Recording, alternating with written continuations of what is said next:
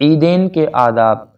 عیدین کی راتوں میں عبادت کا اہتمام کرنا، مسواک کرنا، غسل کرنا، خوشبو لگانا، اچھے کپڑے پہننا، عیدین کی نماز سے پہلے کوئی نفل نماز نہ پڑھنا، عیدگاہ جانے سے پہلے صدقہ فطر ادا کر دینا۔ صدقہ فطر ادا کرنا واجب ہے۔ عید الفطر میں عیدگاہ جانے سے پہلے کوئی میٹھی چیز، خصوصاً کھجور یا چھوارے وغیرہ کھانا۔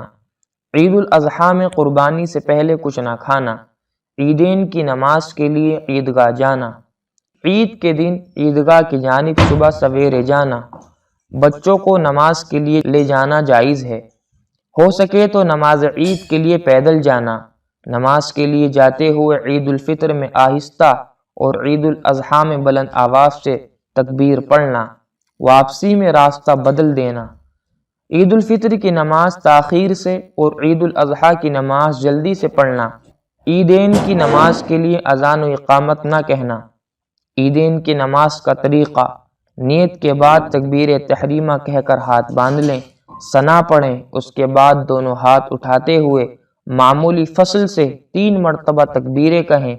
پہلے 2 تکبیروں کے بعد ہاتھ چھوڑتے رہیں اور تیسری تکبیر کے بعد ہاتھ باندھیں۔